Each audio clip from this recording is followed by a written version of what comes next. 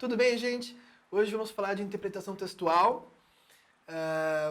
Bom, vou começar aqui com, acho que o terror de todo mundo que faz prova, faz concurso, faz vestibular, todo mundo que faz exercício de português, que é a tirinha da Mafalda. Bom, no primeiro quadrinho, ela está falando assim: é incrível a importância do dedo indicador. Depois ela vai para o segundo quadrinho: um patrão faz assim com o indicador e 3.000 operários vão para a rua. Ah, esse deve ser o tal indicador de desemprego que tanto se fala. Na sala de aula, às vezes a gente joga esses quadrinhos, essas tirinhas, e o pessoal pergunta pro pessoal, né? Onde está o humor da tira, pessoal? Professor, não tem humor nessa tira, né? Por quê, gente? O que é preciso para entender a tirinha da Mafalda? O que é preciso ter para interpretar esse texto? Bom, primeiro, gente, nós precisamos entender que a Mafalda é uma criança. A gente tem que lembrar que as crianças têm duas características. A primeira, sinceridade, e a segunda, a ingenuidade.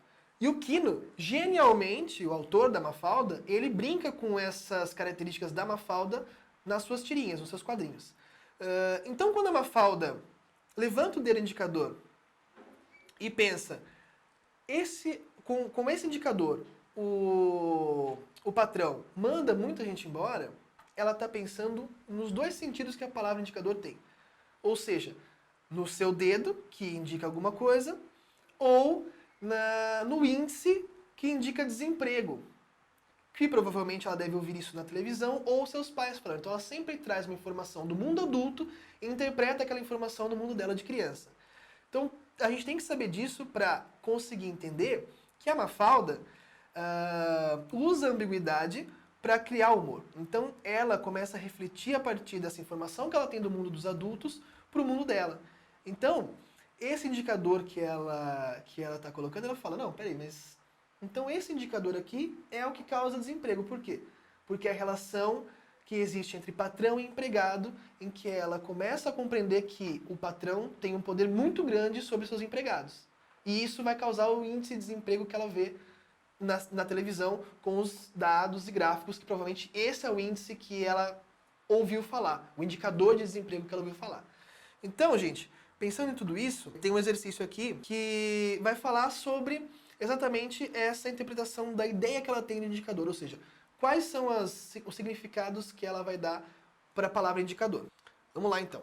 Sobre os efeitos de humor da tirinha, pode-se afirmar, exceto... Mafalda emprega o mesmo valor semântico para o vocábulo indicador no primeiro e no último quadrinho.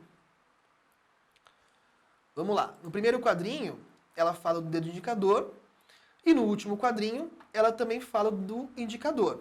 O mesmo valor semântico, o valor semântico é o valor de significado, não é? Então, no primeiro quadrinho, ela apresenta o valor do indicador como dedo, o dedo indicador. No último quadrinho, ela fala do indicador de desemprego, que daí já dá uma outra característica para essa palavra, ela dá um outro significado, né? Então aqui, por exemplo, a gente já matou que ela não dá o mesmo valor semântico para as duas palavras, né? Mafalda não sabe a importância do dedo indicador. É claro que ela sabe. Ela mostra, ela tem a noção de que o indicador ele é importante porque ele demonstra o índice de desemprego da população, né? A expressão dedo indicador é utilizada de maneira metafórica pela autora Tirinha. Também está correto, por quê? Porque exatamente a indicação do desemprego dada pelo indicador do patrão, ou seja, a metáfora, e que é aí que causa também essa ambiguidade e o humor na tira. Mafalda ainda não sabe exatamente o significado da expressão indicador de desemprego. Apesar dela estar ali naquela questão dela ser criança e ainda não ter a completa noção, ela sabe, ela tem uma noção boa do que é o indicador de desemprego. Ela sabe que é alguma coisa que faz com que as pessoas sejam mandadas embora. E aí isso é o número de desempregados que existe, né? Apesar de ser uma criança, Mafalda já percebe as injustas relações de trabalho estabelecidas entre patrões e operários. Também, porque ela consegue ter essa noção de que o patrão tem o poder de apenas, apontando o dedo, mandar os seus empregados embora quando quiser. Então, nesse caso aqui, a nossa resposta correta seria a A, né? Porque ela não emprega o mesmo valor semântico no indicador no primeiro quadrinho, quando ela está falando do dedo, e no último, quando ela está falando do índice de desemprego causado pelos patrões ou por essa diferenciação do poder entre patrão e empregado. Agora, gente, tem algumas dicas, então, para a gente melhorar a interpretação. Então, a partir desse ponto, dessa análise, algumas dicas para a gente melhorar a interpretação. Intensificar a leitura de livros. Gente, é muito importante a leitura de livros. Interpretar texto também é uma questão de treinamento. Nada melhor do que leitura de livros, também, além de livros, claro, notícias, artigos científicos, artigos de opinião, tudo isso, gente, ajuda a desenvolver o poder de compreensão e interpretação de um texto. Então, uma dica importantíssima, talvez a mais importante, é leia bastante. A leitura facilita e ajuda a interpretar. Outra coisa importante, pessoal, a capacidade de concentração. Então, sempre que for ler um texto, sempre que for ler um livro, buscar um lugar tranquilo, um lugar que seja propício para que você não leia simplesmente automático.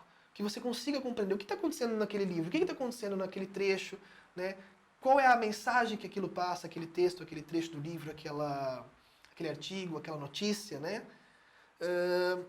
E outra coisa importante, pessoal, também é estudar gramática, porque a gramática, ela não trabalha não é só vocabulário, né? Mas também enriquece. Você saber, quanto mais palavras da língua portuguesa você conhecer, melhor você consegue interpretar os textos. Tem palavras que às vezes você não conhece e você não consegue tirar o significado dela e aí não entende o contexto geral.